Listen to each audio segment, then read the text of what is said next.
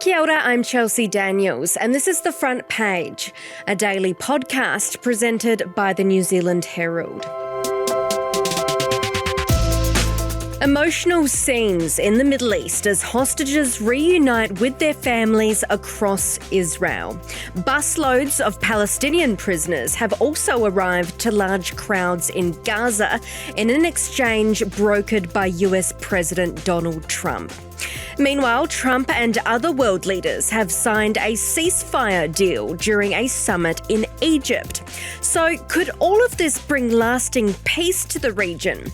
Today on The Front Page, University of Otago International Relations Professor Robert Patman is with us to discuss whether this actually is, as Trump says, the historic dawn of a new Middle East. So, Robert, incredible scenes seeing the last 20 living hostages reunite with family members. Tell me, how has all this come about? Well, it's come about in quite short order because you remember that when Mr. Trump first came to office for the second time in January of this year, he told Netanyahu to finish the job. He said that on the campaign trail, but to his credit, he did oversee a ceasefire in January of this year and put pressure on Netanyahu to accept it. But Mr. Netanyahu exited from the second phase of the ceasefire in March of this year without consequence, and that upset many people looking in or looking from afar. Mr. Netanyahu had a choice by the second phase of the ceasefire that was started in January. He could accept all the remaining hostages and bring in it permanent end to the war. He chose not to have the hostages at that stage and continue the war. But since then, a lot has happened, and the real catalyst, I think, was Israel's attack on Qatar in Doha I think it was around about early September, around about that period. And both Saudi Arabia and Qatar and a number of other Arab countries, Egypt, which are all important to the administration, I think basically read the riot act to Trump and said this has got to stop because Qatar had been involved in mediation efforts at the request of Israel and the United States, and they were absolutely outraged by the fact that Israel, without warning, killed 5 Hamas officials in Doha and also a Qatari security official. And I think Mr. Trump was suddenly presented with tough choices. He could continue to give Mr. Netanyahu a blank check, or he could listen to countries like Qatar, where America has its largest military base in the Middle East. And he decided, I think, to try to bring about a peace settlement in light of that incident. So I do think the crucial catalyst for this was the Israeli attack on a close ally of the United States, Qatar. And I think they made it quite clear. Saudi Arabia and Qatar said to Mr. Trump, you can't have your cake and eat it. You can't go on supporting Netanyahu while he attacks us. So you're going to have to start exerting some leadership here. And the Americans have always had leverage in this situation. Well, Trump has said that the long and painful nightmare is finally over. Is it? No, this is a welcome step forward. Let's be quite clear. This situation didn't occur overnight. It's been 2 years in the making. Following the dreadful Hamas terrorist attack on Israel, we then had Mr. Netanyahu's campaign of mighty vengeance. Something like more than 67,000 Palestinians have died in intensive bombardment of Gaza. 80% of the Palestinians killed have been civilians, including around 20,000 children. So there's been enormous and unimaginable suffering. So to declare it over may be premature. What we can see is that all sides have signed up to the first phase of the agreement. And the first phase involves all living Israeli hostages being released. That's happened. In return, Israel has released about 2,000 Palestinian prisoners, including 400 children. A key part of the first phase is the unrestricted distribution of humanitarian aid in Gaza. 500,000 Palestinians, according to the UN, are currently facing starvation. So the ceasefire could not come quick enough, and it's welcome. Also, it's welcome the hostages have been released, and it's welcome that at long last, we hope, unrestricted distribution of food aid will occur. How can we ensure that that actually happens?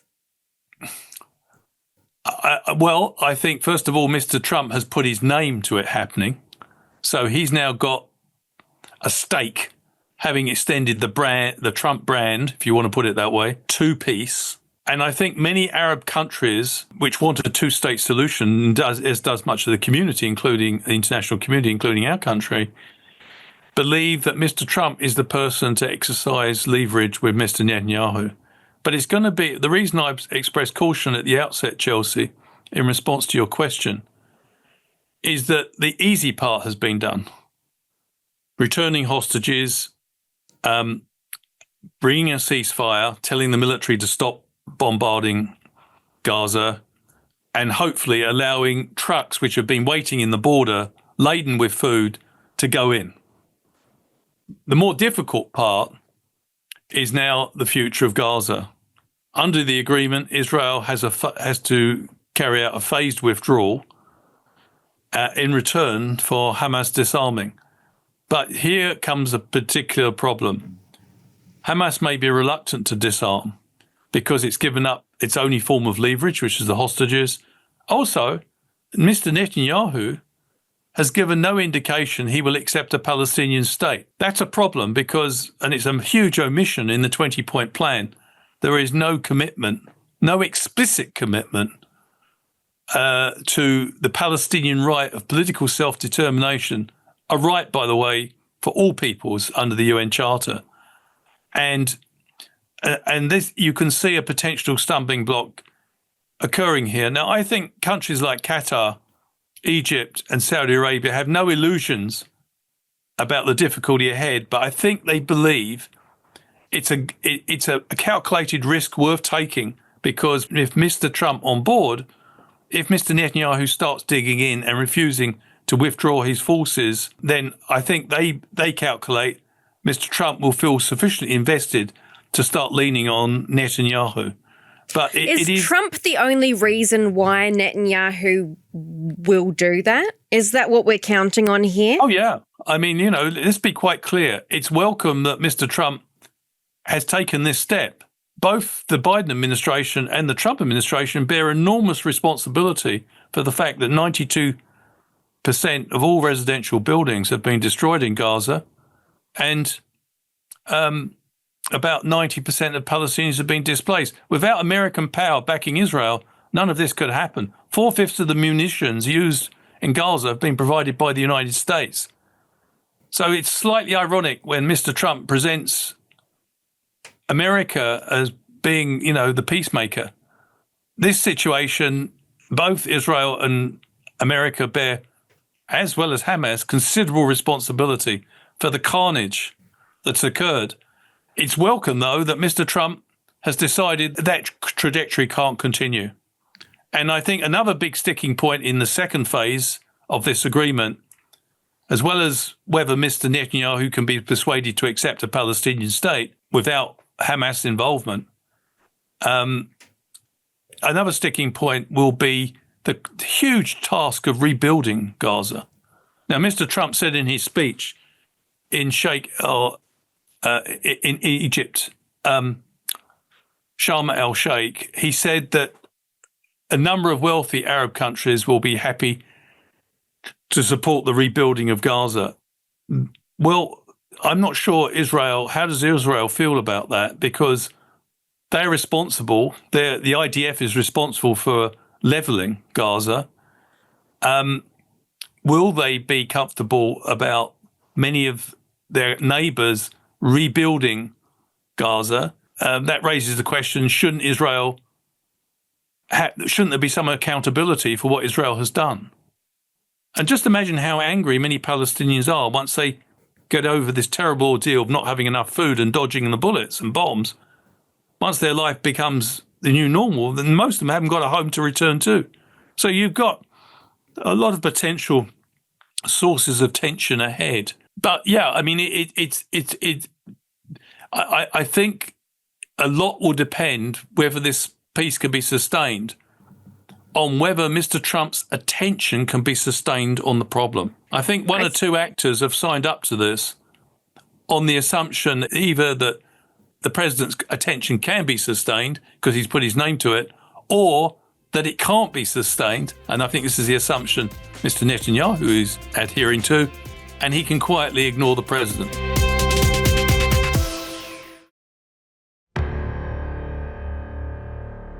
With the historic agreement we've just signed, those prayers of millions have finally been answered.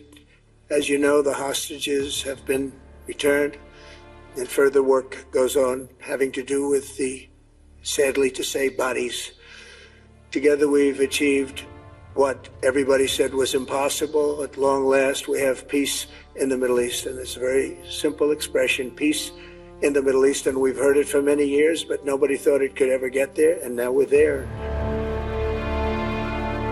Well, Trump's got the full attention because he's after a Nobel Peace Prize next time round, isn't he? So there is something in it for him. He was going for one this time. Yeah, but the nomination's closed, right? Yeah, but this is ironic, isn't it? Because Mr. Trump has been restricting the rights of people within the United States, particularly on university campuses, who have been demanding a ceasefire in Gaza.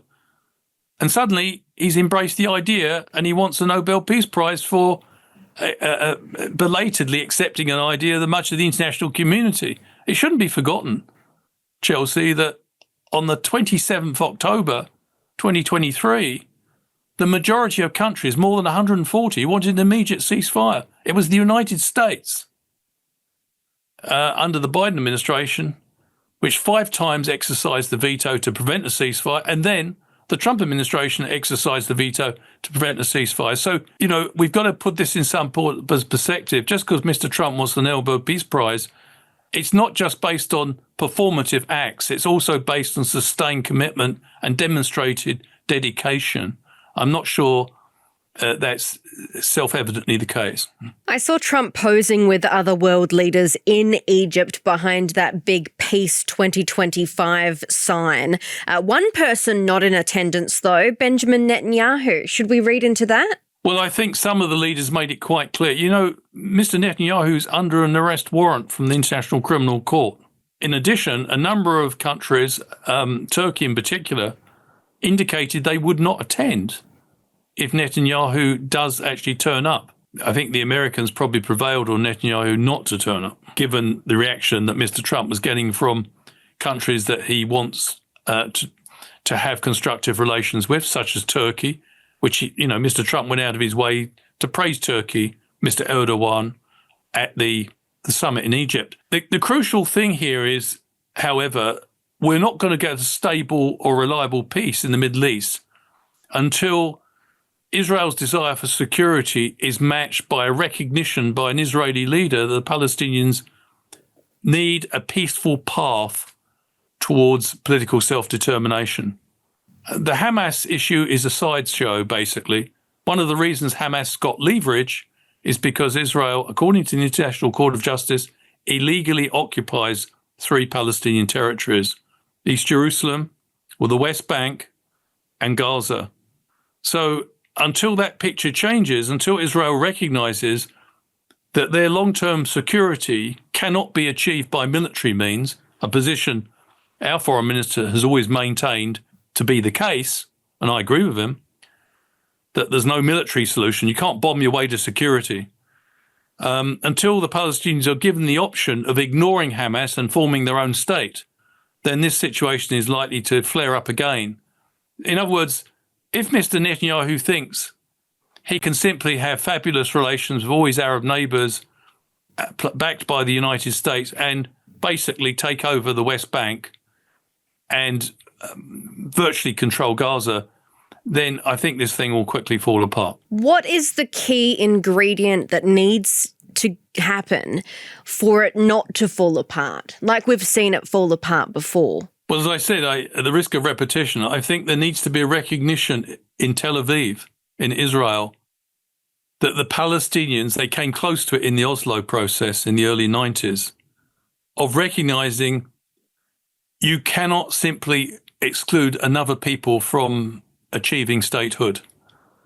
And the State of Israel was created in 1948. That resulted in the displacement of a lot of Palestinians. No one's suggesting in their right mind that we can go back to that and all Israelis leave.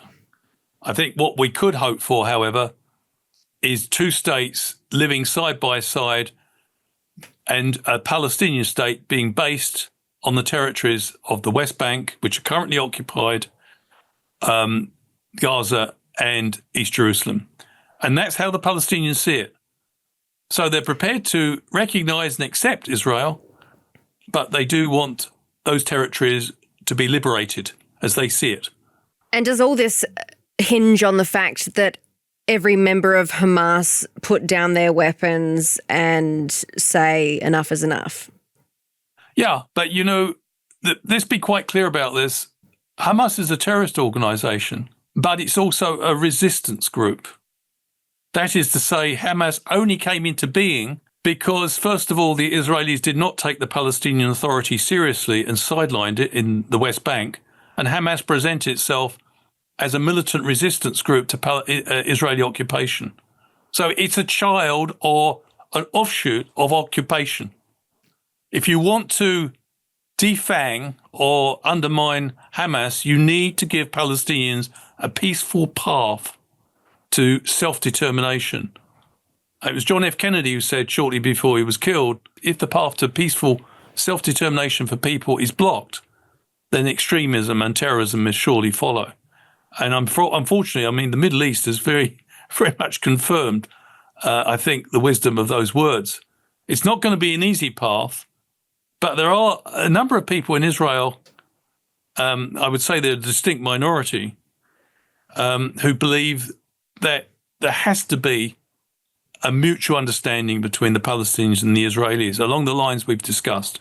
So what are the next steps of this ceasefire plan? Well, the next steps, we understand, is for there to be the appointment of non-political, technocratic Palestinians to run Gaza, at least the part of it where Israel doesn't control, and that governance body will be overseen by what Mr. Trump called a board of peace, headed by himself and including people like Tony Blair, who's got enormous baggage in the Middle East area. Mr. Blair... He didn't get along with them the first time round, did he? Well, no, Mr. Blair's been widely criticised because for many Arab states, Mr. Blair's reputation has been tainted by his involvement in the invasion of Iraq, giving him green light to America going ahead. But also he's had other involvements with in the quartet, as it was called. And it's quite a controversial move. The crucial thing, I think, from the point of view of Arab states, will be some recognition the Palestinians have a part to play in determining their own destiny. Because at the moment, what is conspicuously absent from the Board of Peace are Palestinian representatives.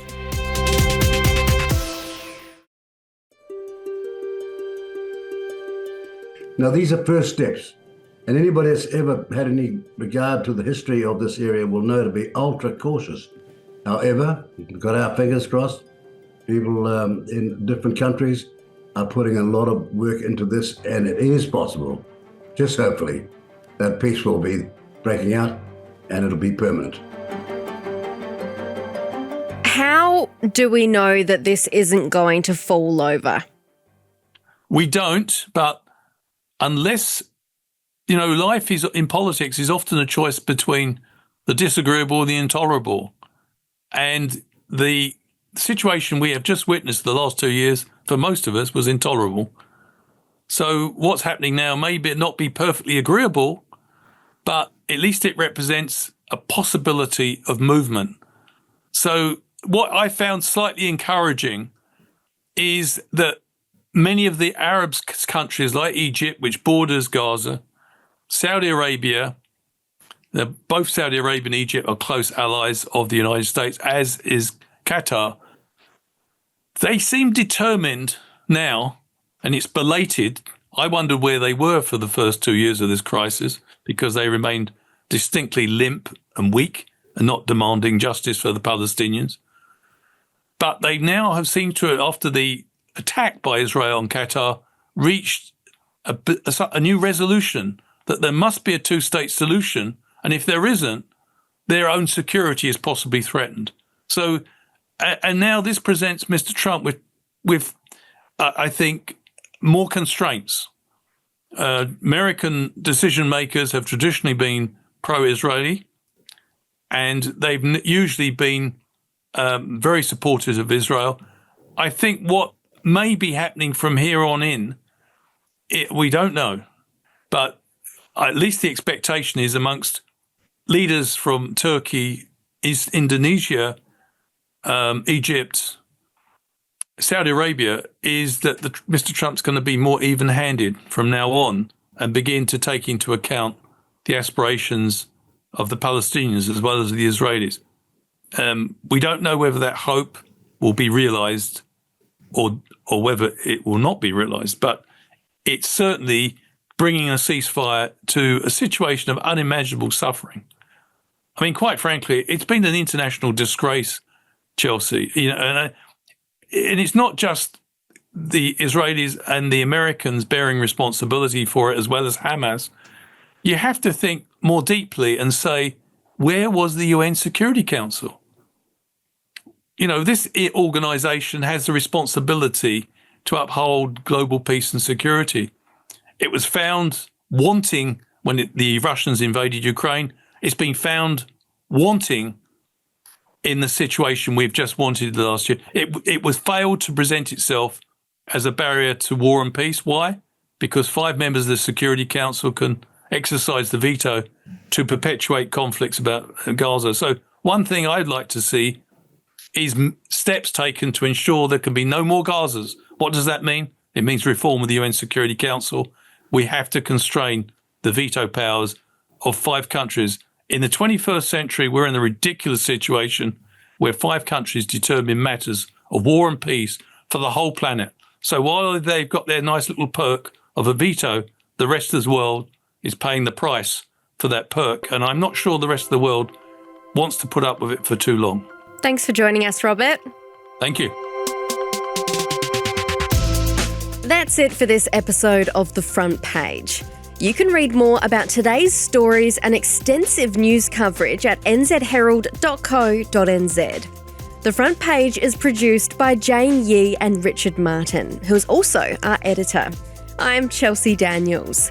Subscribe to The Front Page on iHeartRadio or wherever you get your podcasts, and tune in tomorrow for another look behind the headlines.